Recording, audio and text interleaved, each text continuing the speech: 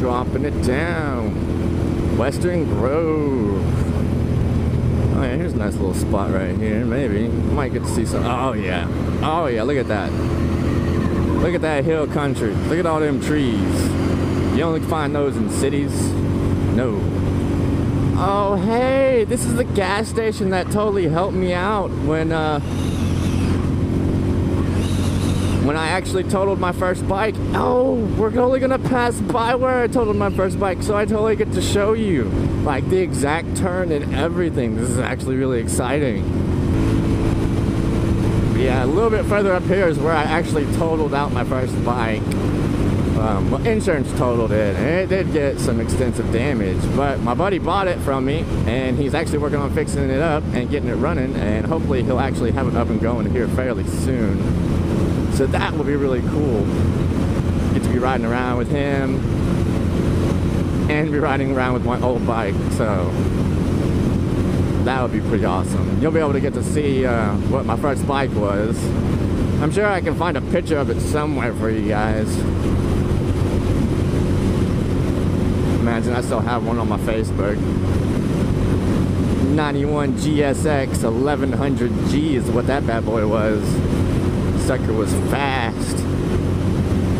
I've only hit about 120 on this bike, and I've been 130 on the other bike.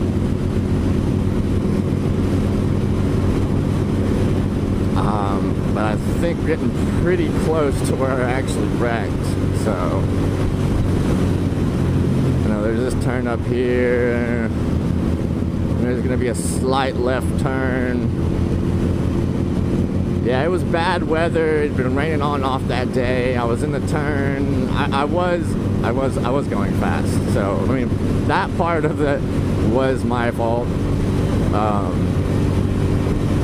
think maybe I was doing about 80 miles an hour ish. And is this the turn? I think this is the turn. And I hit the turn. My rear wheel actually hit a slick spot and slipped. And yeah, right here, and I was able to, you know, hit it, recover it, but I went into the ditch right here. Ooh. And that is actually the driveway that I jumped after laying down my bike. And you probably couldn't tell on the other side of it, but it had a lot of grown, a lot of plants upgrown around it and stuff. But it drops down basically on the other side into down into a creek where it runs underneath the road with a concrete culvert. And my bike actually slammed into the culvert after we went into the air. So it was pretty crazy. I didn't get hurt whatsoever, so that was really nice. Super lucky on that one. It could have been a whole lot worse than it was. I'm just glad I was smart enough to drop the bike down.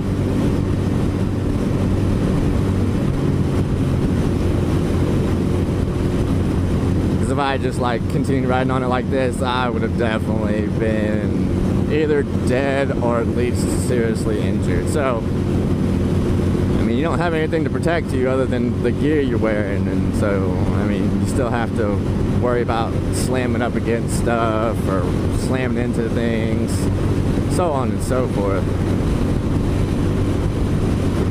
It was a pretty intense motorcycle wreck for me. But honestly, since that bike accident, I've actually gotten considerably more comfortable on motorcycles. I know you're usually supposed to like probably reverse that. You get into a wreck and then you're like, oh, well, maybe I should, you know, respect the machine a little more. It wasn't anything like that. I've respected the motorcycle, and it was really just a freak accident. You know, one thing on top of another thing, and then, you know, cause and effect. Oh, I got an itch. Maybe I can get... Ah. Well, I didn't really scratch it, I just licked it, but hey, it worked, everybody. Vaguely. Oh, there we go. Got that tooth action. Scratch with the tooth. Those two big hills. Man, I'm drinking way too much water because I gotta pee. I know you really wanted to know that. I just wanted to share that with you because we're such good friends now.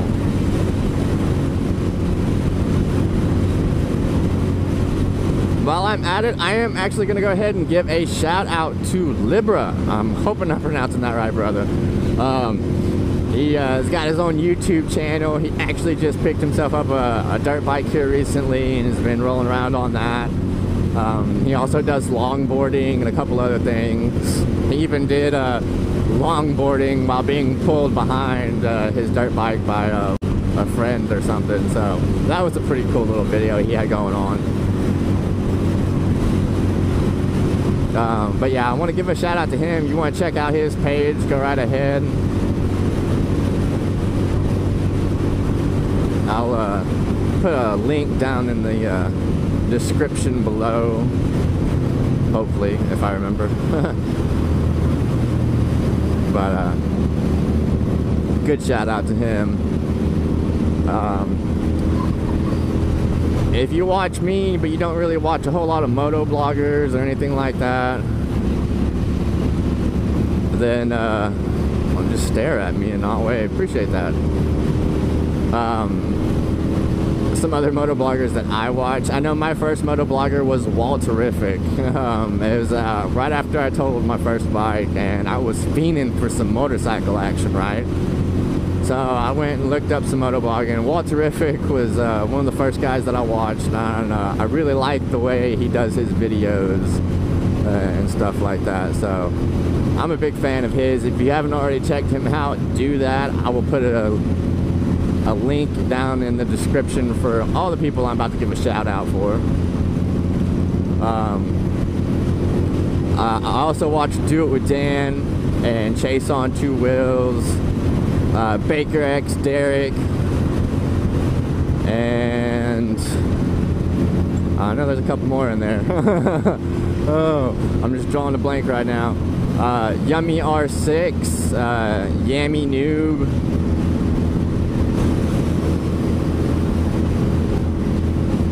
Pretty sure there might be a couple other ones that I watch regularly, but those are the only ones I can remember off the top of my head. But I will get a link down to those and any others that I forgot to mention down below in the description, like I mentioned for like the 5th time, because I love repeating myself. Huh.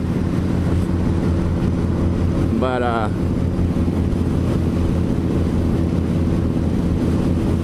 yeah, those were some of my big inspirations for actually starting to moto blog. Like, I was planning on getting the GoPro camera anyway, just for like my safety and protection, you know, just in case something did happen, I'd have it recorded, and you know, that's gonna help protect me more, you know. And also, you'd be surprised if you're like, you know, like I'm kind of locally known in Heber Springs due to my helmet, and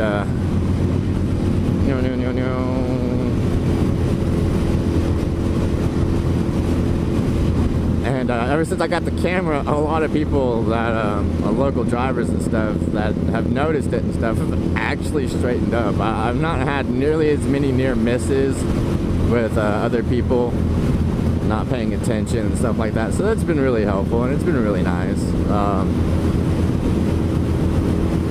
But yeah, I mean, I kind of talk to myself anyway, especially if I'm not listening to music, which I don't have right now because I don't have a phone. So, hey, why not just share it with you guys?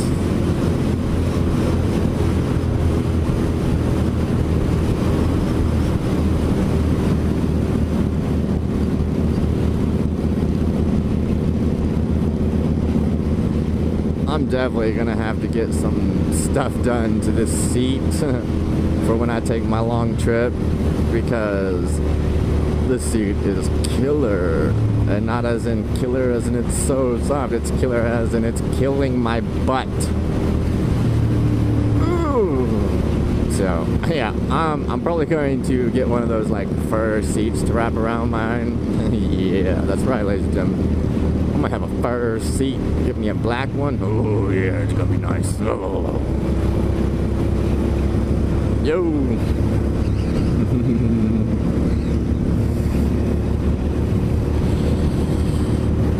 Little kids. Oh, that's a sweet car. Did you see that? You probably vaguely saw that. I saw that so much better than you.